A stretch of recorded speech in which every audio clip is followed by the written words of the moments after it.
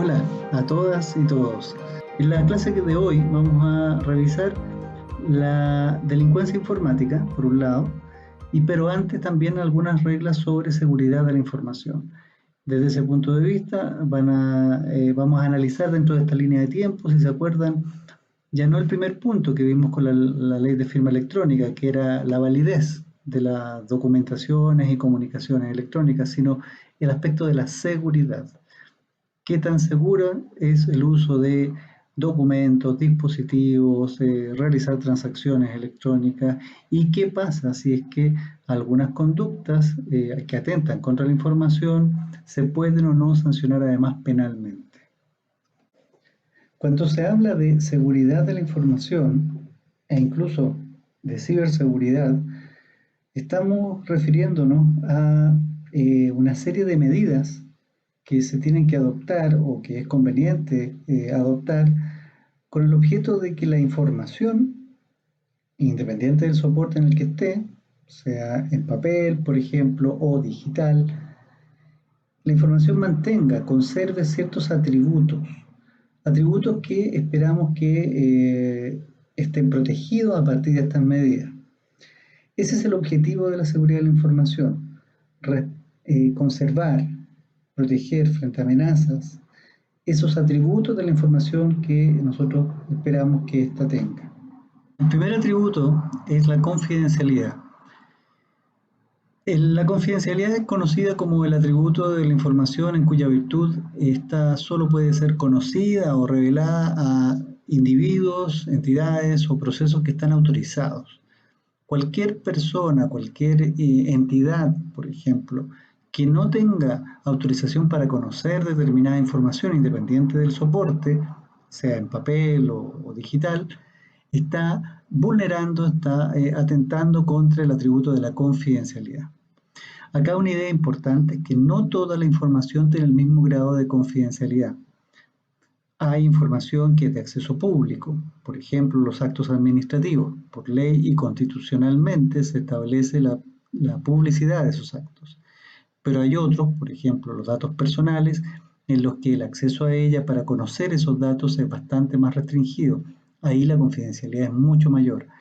Incluso dentro de esos datos, como vamos a ver en las clases siguientes, hay datos donde es aún más confidencial porque solo los pueden conocer un grupo íntimo, cercano, pequeño de personas. Desde ese punto de vista, entonces, la confidencialidad es un atributo que yo voy a conservar en la medida de que solo pueda ser conocida la información por personas autorizadas para ello. La integridad es el segundo atributo de la información y a partir de él nosotros queremos que la información solo sea modificada por personas autorizadas, de forma que podamos garantizar la exactitud y completitud de la información. Desde este punto de vista, si se recuerdan, hay algunas firmas electrónicas, como la firma avanzada u otras, en la que la integridad es una de las funciones que se logra a partir del mecanismo de firma. Cualquier modificación que ocurra posterior a la firma, por ejemplo, va a ser detectada. Si esa modificación no está realizada por personas autorizadas, esas modificaciones están atentando contra la integridad del documento y, por ende, contra el atributo de la integridad de la información. El tercer atributo es la disponibilidad. Con la disponibilidad de la información estamos buscando que ésta sea accesible oportunamente y utilizable por las personas autorizadas. Nuevamente, aquí resulta relevante la autorización en este caso, para acceder de forma oportuna a la información. Aquí existen muchos casos donde hay atentados que afectan la disponibilidad, por ejemplo, con las caídas de sistema de una plataforma, un servicio en línea, por ejemplo, que deja de estar prestándose, está siendo atacado en el atributo de la disponibilidad de la información. Y el segundo aspecto importante que deben considerar es que no basta con el acceso, tiene que ser un acceso oportuno para la persona autorizada, es decir, la información tiene que estar en el momento en que esa persona lo requiere. no un segundo o un minuto después, sino no estaría cumpliéndose con el atributo de la disponibilidad de la información. Hasta ahora hemos revisado la tríada de la información, es decir, aquellos tres atributos que en seguridad de la información suelen ser conocidos como los más relevantes. Sin embargo, la autenticidad, este cuarto atributo, actualmente está teniendo mucha relevancia, sobre todo en el ámbito de la ciberseguridad. Es decir, tratándose de aquellos atentados que se producen en línea a través de Internet, por ejemplo, contra información digital, esas amenazas digitales, muchas de ellas están dirigidas a vulnerar el atributo de la autenticidad y por ello el foco de las medidas de protección están en ese sentido, de poder saber con un grado aceptable de confianza la identidad de la persona que quiere ingresar a un sistema. Ese es el atributo de la información denominada autenticidad, el poder identificar a un usuario con un grado de confianza aceptable. Recuerden, cuando vimos la firma electrónica, ese era el objetivo principal bajo nuestra legislación, el lograr identificar a una persona titular de la firma.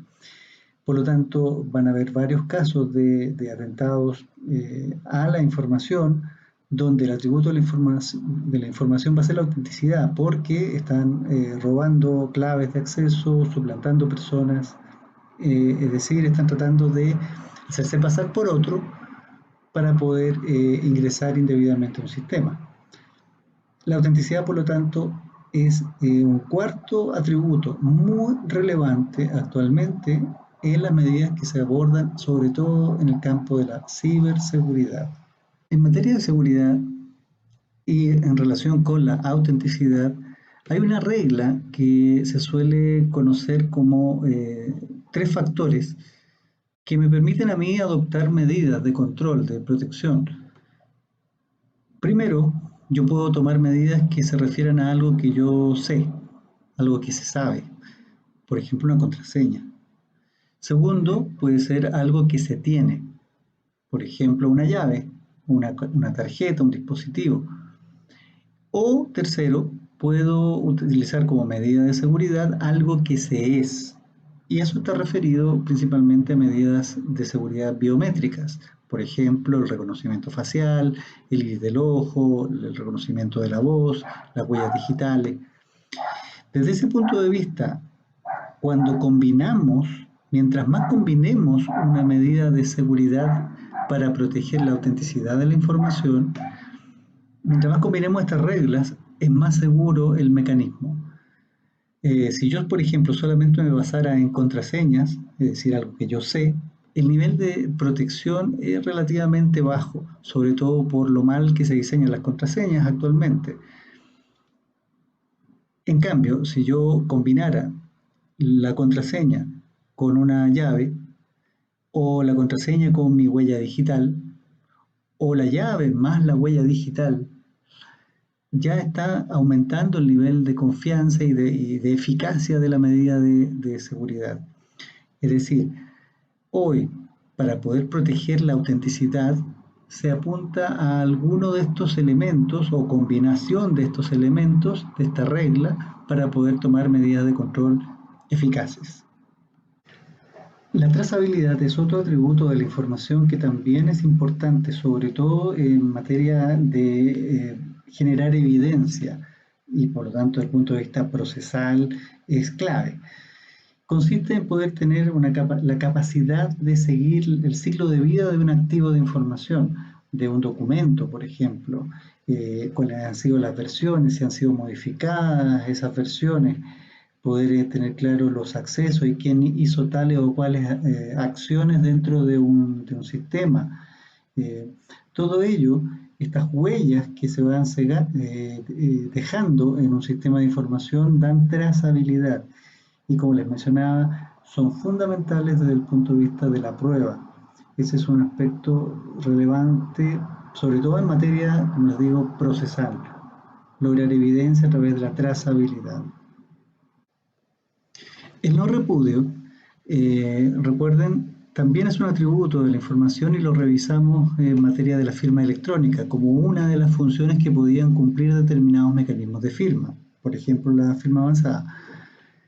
Y el no repudio consiste en lograr impedir que el emisor de un documento niegue haberlo enviado o el receptor niegue haberlo recibido. El poder negarse a ello o repudiarlo se trata de evitar. De tal forma que una medida de seguridad es garantizar que el emisor o el destinatario no repudien su acción, el documento que enviaron o el documento que recibieron o la acción que realizaron. No repudio, por lo tanto, apunta a ese factor. Y como último atributo que quiero dejarle en esta clase es la fiabilidad de la información, que consiste en el grado de confianza y credibilidad que puede tener una información. Esto actualmente tiene una importancia muy radical, sobre todo por la cantidad de fake news o de noticias falsas que están circulando constantemente a través de medios de comunicación digitales y redes sociales, en fin. Hay mucha información falsa que está creándose para lograr una posverdad, o sea, una manipulación de la realidad a partir de información falsa con el objeto de poder forzar o manipular las creencias y los comportamientos de las personas. Por eso me interesó dejar también este atributo de la información como uno relevante, sobre todo en el mundo que estamos viviendo hoy, en el momento que estamos viviendo hoy. La fiabilidad de la información es un atributo de gran relevancia. En el gráfico que están viendo, en las distintas gráficas que están viendo, se explican los tipos de ataque a la información más frecuentes y que tienen la gracia de poder explicar comportamientos o acciones que también vamos a revisar tienen algún tipo de protección penal. Primero, en el de arriba ustedes van a ver un flujo normal de la información. Un emisor envía un dato, un documento, una información a un destinatario y esta información llega sin problema. Ese es el flujo normal donde no hay ningún tipo de atentado o ataque. Sin embargo, los cuatro que están más abajo sí ocurren anormalidades. Primero, en la interrupción, fíjense bien, el emisor envía la información pero esa información no le llega al destinatario. En eso consiste la interrupción. Como ese tercero, con el ataque que está provocando, evita que la información llegue al destinatario. En la intercepción, sin embargo, ahí hay una diferencia, porque este tercero va a participar de una manera distinta. Primero, el emisor manda la información al destinatario. La información le llega al destinatario. Sin embargo, el tercero también se apropia de la información, también recibe una copia de esta. Aquí, en la intercepción, a diferencia de la interrupción, no se evita que la información llegue al destinatario. Lo que pasa es que pierde exclusividad, ya que este tercero también indebidamente obtiene una copia de ella. En el tercer caso, si se fijan, el emisor envía la información, pero no le llega directamente al destinatario. Se desvía hacia un tercero, quien la modifica, y la información modificada llega al tercero, o sea, al destinatario. Esa es una forma de alteración o manipulación no autorizada de los datos. También es una conducta donde se está sancionando penalmente. Y en el cuarto lugar se encuentra la siguiente figura. La información que llega al destinatario no es del emisor que la están supuestamente enviando, sino de un tercero que la ha creado de manera falsa, haciéndose pasar por otro, suplantando a esa persona. Son cuatro formas de flujos anormales en la información. Y recuérdenlos, distínganlos bien, este gráfico puede ser bastante útil porque les va a facilitar el comprender luego las figuras que están tipificadas en nuestra legislación penal informática. Ya, dejemos la seguridad de la información y pasemos a la delincuencia informática propiamente tal. Y en concreto a revisar la ley 19.223, que es aquella que tipifica figuras penales relacionadas con la informática. Esta ley la vamos a revisar rápidamente, pero haciendo énfasis en las principales críticas y aspectos característicos de ella. Primero, es una ley del 93, es nuestra primera ley en materias informáticas que se dictó. Esta ley tiene la particularidad de que fue pionera en la región, en Sudamérica, y todos hablaban de que Chile tiene ley de firma, o sea, de delitos informáticos en el 93. Es una ley que siguió el modelo francés, un modelo que tenía una ley especial con ciertos tipos penales, pero con la particularidad de que al corto tiempo Francia la derogó porque consideró que estaba mal hecha y nosotros nos quedamos con esta copia mal hecha. Según un primer punto de partida de por qué hay tanta crítica hacia esta ley. Esta ley, recuerden, no define lo que es un delito informático. El concepto de delito informático es más bien de la doctrina y lo vamos a ver un poquito más adelante. Y en esta ley se tipifican solo dos grandes tipos de delito informático. El sabotaje informático, por un lado, es decir, las destrucciones, la inutilización de sistemas mediante el empleo de tecnologías de información, y el espionaje informático, es decir, la obtención no autorizada de los datos y de la información y su revelación no autorizada.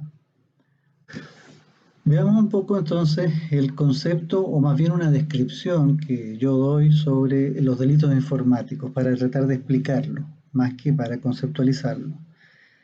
En mi opinión, el delito informático es una categoría doctrinal integrada por diversas conductas. O sea, no hay un solo delito informático, hay varias conductas típicas, antijurídicas y dolosas.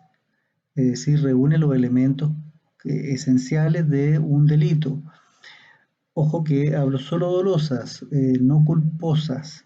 Es decir, no habría, en mi postura, no habrían cuasi delitos informáticos. Es necesario el dolo, que atentan contra el soporte lógico de un sistema de información, no contra los fierros, no contra el hardware, sino contra el soporte lógico que comprende los datos, la información, los documentos que están dentro de la información, los programas.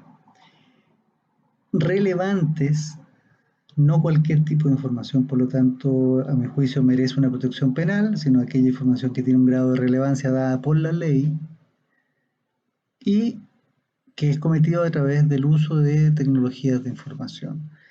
Esos elementos, a mi juicio, describen lo que podemos entender como un delito informático, separándolo de los delitos tradicionales que ya existen.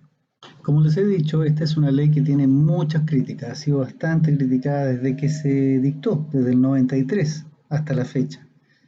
De hecho, del 93 a la fecha no han habido modificaciones, lo cual ya demuestra la gravedad de lo pasivo que ha sido el legislador y las autoridades para abordar el tema de la delincuencia informática en Chile. No puede ser que del 93 a la fecha no haya una corrección aún en este punto. Las críticas que les quiero destacar son las principales. Primero, esta es una ley que no aborda correctamente los delitos en red. Estamos hablando del 93. Internet como tal, como la conocemos hoy, de tipo comercial, comienza el 95, o sea, en ningún caso el legislador tuvo en mente la posibilidad del ciberdelito, de un cibercrimen. Por lo tanto, eso no queda reflejado en esta ley. Esta ley está pensando más en la lógica ochentera, donde el hardware era un gran equipo, el software era algo que tenía poco valor y por lo tanto eran atentados más bien en el equipo offline, fuera de línea, no pensando en una red. Entonces ya es un problema importante porque no es la realidad que hoy existe. Segundo, esta ley crea un bien jurídico protegido propio, nuevo, para el ámbito penal y además muy confuso, que ni siquiera el propio legislador lo tuvo claro, porque esta ley señala que tiene por objeto proteger la calidad, pureza e idoneidad de la información. ¿Y qué es eso? El legislador tampoco lo tenía claro porque después dice que lo que quiere proteger es el software y el hardware. Entonces tampoco es muy claro desde el punto de vista de la propia ley cuál es el bien jurídico que está creando. Ha tenido mucha crítica desde el punto de vista de los penalistas, esa nueva creación de un bien jurídico. Y lo más recomendable es precisamente tener las figuras penales dentro de los bienes jurídicos que ya existen en el Código Penal.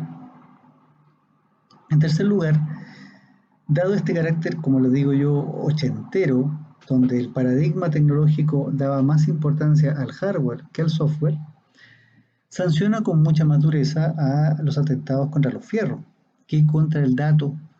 Y lo vamos a ver enseguida cuando revisemos los delitos que están en la ley y las sanciones. Van a ver lo desequilibrada que es la sanción del legislador. También es criticado porque sanciona pocas conductas, solamente dos. Hay más figuras penales que hoy se están incorporando en el mundo. Las penas no son proporcionadas a las conductas, y muy relacionado con lo que acabo de mencionar, en cuanto a que no tiene mucha lógica sancionar atentados contra el hardware con muchos años de presidio y no así con los datos, que es lo más importante. Tiene poca aplicación esta ley en comparación con los casos en que se comete, en que se están infringiendo los bienes jurídicos que están protegidos por ella. Me explico. Es una ley con una cifra negra alta. Se cometen más delitos de los que se denuncian y por lo tanto de los que se persiguen bajo esta ley. Una razón puede ser por el desconocimiento de abogados y de jueces. Dos, por la dificultad de la prueba que se plantea a partir de estos delitos y que lleva a que en muchos casos se persigan estas conductas en vez de aplicar la ley de delito informático, delitos como las asociaciones ilícitas, que son más conocidas por los abogados y los jueces. Y en último lugar, están algunas críticas más bien formales, que no son muy relevantes, pero que se las dejo. Uno, la extensión, tiene 4 artículos solamente, y es una ley que además está fuera del Código Penal, es una ley especial, en vez de haberse incorporado en el Código Penal. Esas son críticas que llevan hoy a que exista un proyecto de ley, por ejemplo, que tenga por objeto derogar la ley 19.223. Revisemos ahora de manera bien precisa los tipos penales que están en esta ley. En el artículo primero, inciso primero, está la figura del sabotaje informático y el legislador la ha descrito de la siguiente manera. El que maliciosamente destruya o inutilice un sistema de tratamiento de información o sus partes o componentes, o impida, obstaculice o modifique su funcionamiento, tiene una sanción de presidio que va de 541 días hasta 5 años. Este delito tiene las siguientes características. Primero, cuando usa la expresión el que, no requiere un sujeto pasivo calificado, no requiere un sujeto activo calificado, no requiere que alguien tenga un conocimiento especial, sea un hacker, por ejemplo. Cualquier persona podría cometer un sabotaje informático. Segundo, cuando emplea la expresión maliciosamente, se ha interpretado que eso significa que el dolo debe ser probado. No basta como en la regla general del derecho penal de presumir el dolo, sino que además hay que demostrar aquí que hubo una intención de destruir, inutilizar y realizar los otros verbos rectores del tipo penal. Por lo tanto, es más difícil aquí probar, porque no basta con solo describir la conducta, sino también hay que probar la intención. ¿Cuál es el objeto aquí? El sistema de información. Los verbos rectores van a atacar al sistema de información o sus partes o componentes. Con esto queda más claro que se está refiriendo este inciso al hardware. Y ya les voy a ratificar por qué. ¿Y cuáles son las acciones que se cometen? Destruir el sistema, inutilizarlo, impedir obstaculizar o modificar su funcionamiento. Todas esas conductas contra, en este caso, el hardware, cometidas intencionalmente por cualquier persona, tienen una pena que va desde los 541 días de presidio hasta 5 años. En este inciso segundo del artículo primero, como les mencionaba, se explica con mayor claridad que el inciso anterior estaba relacionado más bien hacia los atentados hacia el hardware. ¿Por qué? El inciso segundo indica que si como consecuencia de estas conductas, de las del inciso primero, se afectaren los datos contenidos en el sistema, o sea, recién ahora está mencionando una afectación a datos. Lo que ocurre acá es que el piso de la sanción se aumenta, parte de 3 años y un día de presidio y no de 541, pero con el mismo techo que son los 5 años. Donde sí el legislador realiza una regulación directa a un sabotaje informático de datos y no de hardware es en el artículo 3 de esta ley. Lo describe de la siguiente manera: el que maliciosamente altere, dañe o destruya los datos contenidos en un sistema de información, de tratamiento de información, tiene una pena de presidio de 541 días a 3 años. Nuevamente, si se fijan, la expresión el que alude a que cualquier persona puede cometer un sabotaje informático sobre datos. Cuando emplea maliciosamente, significa que hay que probar el dolo. ¿Cuál es el objeto que se está protegiendo acá, o al cual se está atentando, mejor dicho? Son los datos que están contenidos en el sistema. Directamente los datos, ya no es como consecuencia de afectar hardware, sino directo ataque a datos. ¿Y con qué verbos rectores? Alterar esos datos, dañarlos o destruirlos. En ese caso, la sanción va a ser 541 días de presidio hasta 3 años. Y aquí hay un elemento donde ustedes pueden distinguir con claridad una desproporción en las sanciones, porque si es que yo cometía este atentado contra el hardware, me podían dar hasta 5 años, pero si lo cometía directamente solo sobre los datos, solo la pena llega a 3 años, ni siquiera es pena aflictiva. Es un error, por lo tanto, de criterio por parte del legislador. Además del sabotaje, la ley de delitos informáticos sanciona el espionaje informático. En el artículo 2 describe el siguiente tipo penal: el que, con ánimo de apoderarse, usar o conocer indebidamente la información contenida en un sistema de tratamiento de la misma, lo intercepte, interfiera o acceda a él, tiene una pena de presidio que va desde 61 días hasta 3 años.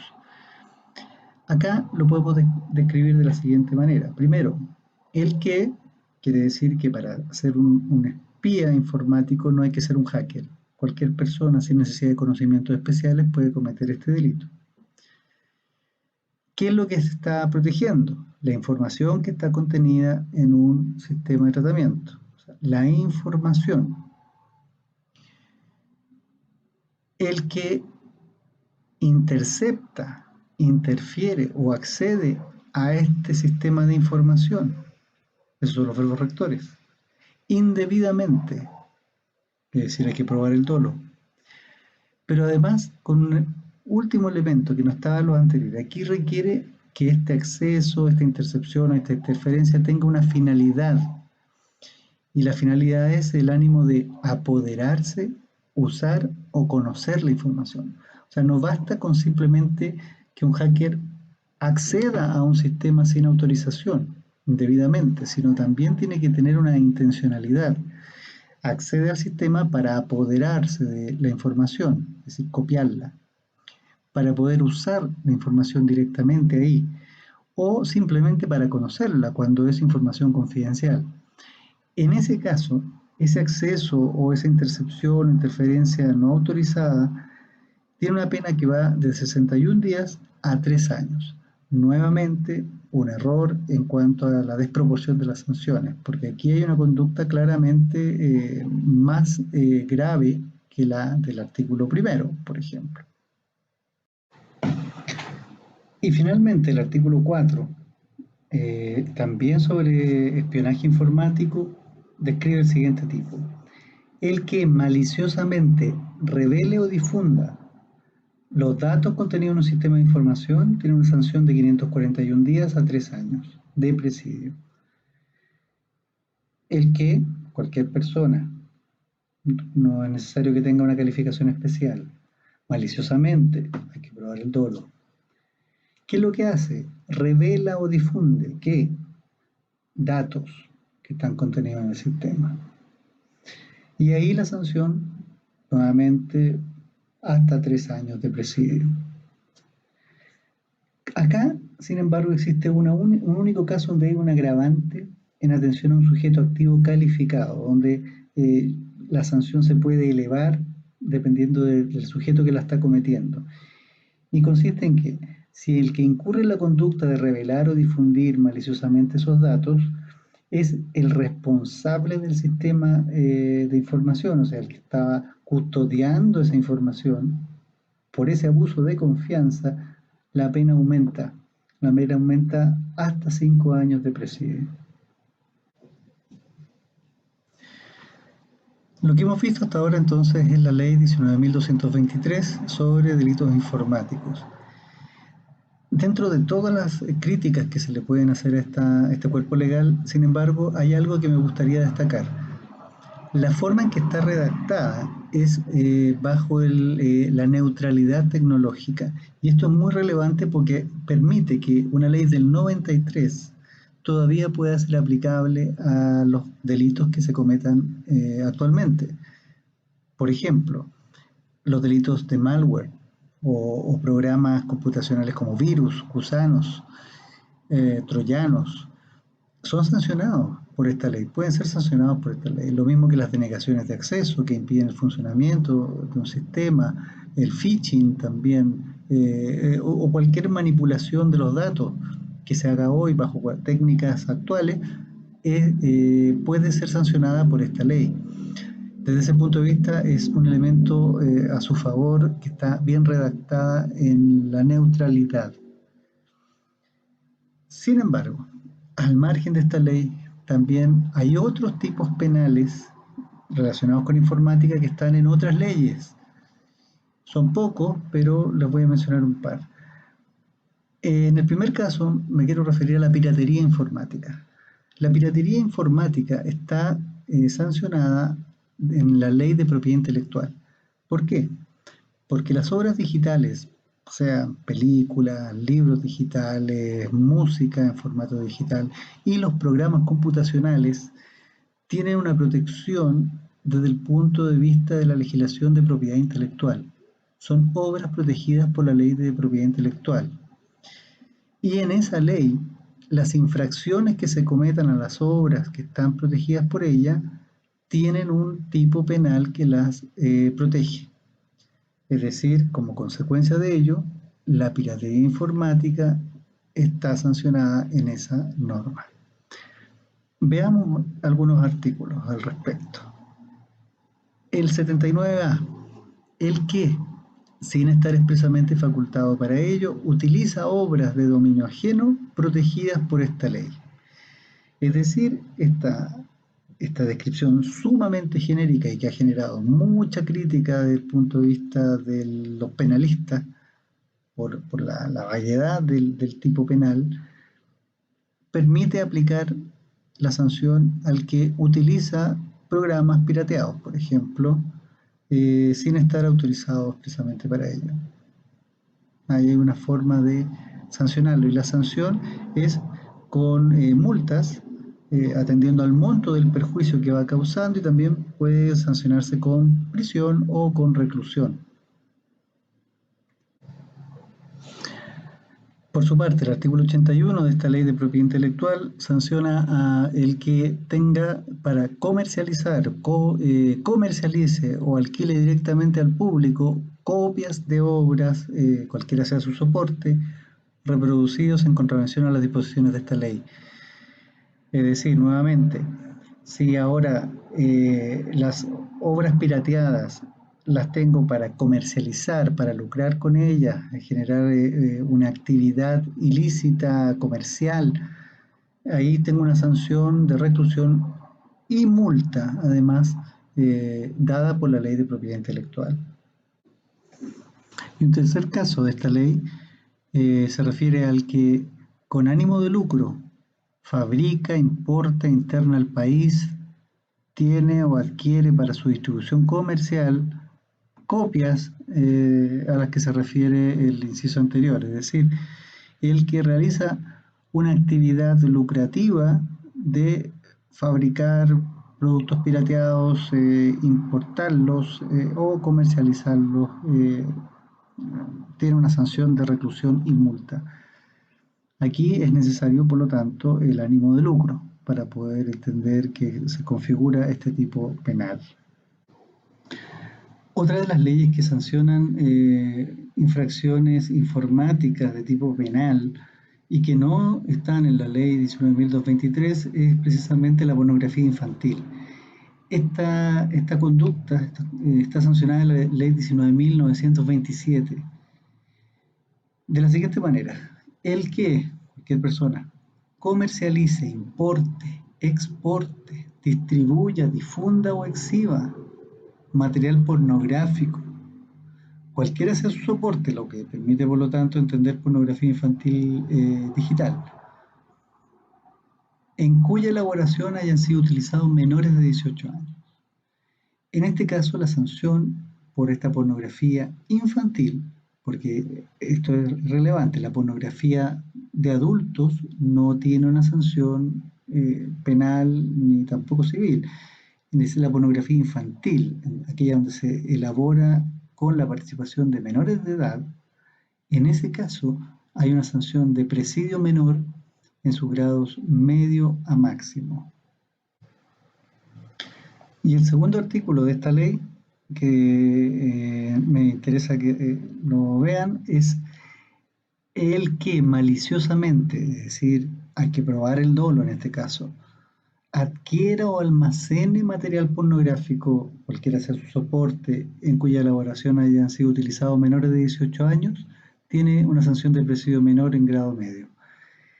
Cualquier persona que adquiere o almacena material de pornografía infantil tiene esta sanción penal, pero con la particularidad de que es necesario demostrar, probar el dolo de esa adquisición o ese almacenamiento de pornografía infantil.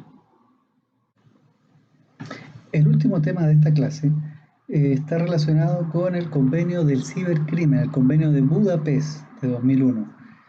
Es un convenio internacional donde se aborda el tema del cibercrimen o la ciberdelincuencia, tanto desde el punto de vista penal sustantivo, indicando algunos tipos penales que deberían armonizar la legislación penal de los países que son parte de este tratado internacional, también normas de tipo procedimental, de cómo poder hacer la persecución y además de cooperación internacional. Esta es una convención que tardó mucho tiempo en ser adherida por parte del gobierno de Chile. Recién en el 2016 adherimos a esta convención, que es del 2001. Ahora, no obstante, esto implica que nosotros tengamos que hacer adaptación a nuestra legislación interna, de tal forma que aún nos encontramos en un incumplimiento de esta responsabilidad internacional de adecuar nuestra legislación, porque no tenemos una nueva ley que esté acorde a este convenio. Seguimos manteniendo vigente la ley 19.223, que como van a ver es totalmente insuficiente en relación con lo que está pidiendo el convenio de Budapest. No obstante, existe un proyecto de ley en segundo trámite constitucional en el que se derogaría la ley 19.223 y se adaptaría nuestra legislación penal a lo dispuesto, lo exigido por el convenio de Budapest, que vamos a ver al final. Entonces, a continuación me voy a referir muy brevemente a los aspectos en que está resaltando el convenio Budapest.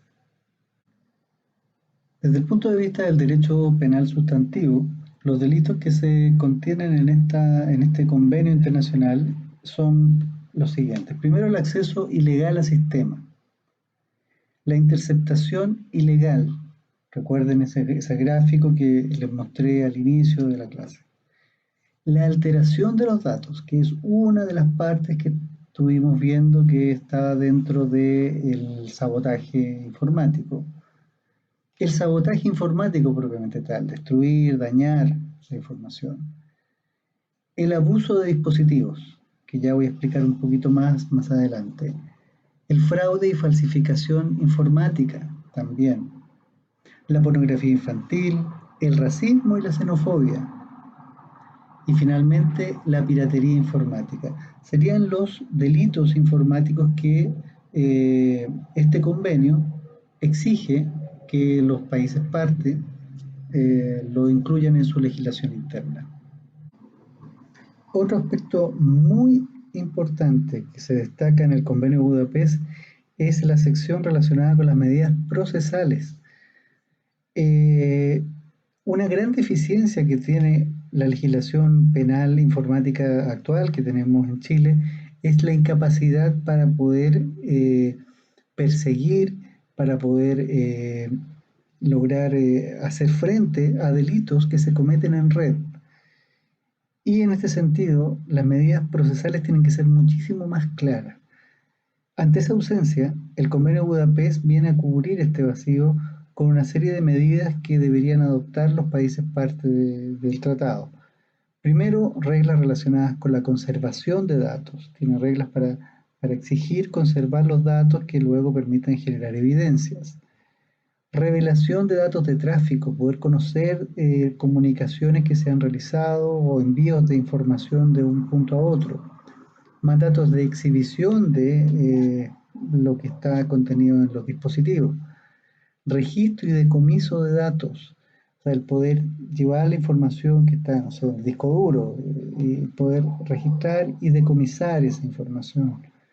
También se encuentra la intercepción de datos de tráfico en tiempo real, el poder pinchar comunicaciones electrónicas con autorización judicial, por supuesto, y la intercepción de datos de contenido, ya no solamente el poder identificar de dónde sale, a dónde va una información, sino incluso lograr determinar un acceso al contenido que se está transmitiendo. Son medidas de tipo procesal, requieren por lo tanto autorización judicial para ser adoptadas, pero que en este minuto Chile no tiene. Y por lo tanto, en ese sentido, el Convenio de Budapest al cual adhiere es tremendamente útil para cubrir el vacío. Y la tercera sección que tiene el Convenio de Budapest es completamente pertinente al cibercrimen, a este delito cometido en redes mundiales como Internet, por ejemplo, que se refiere a la cooperación internacional.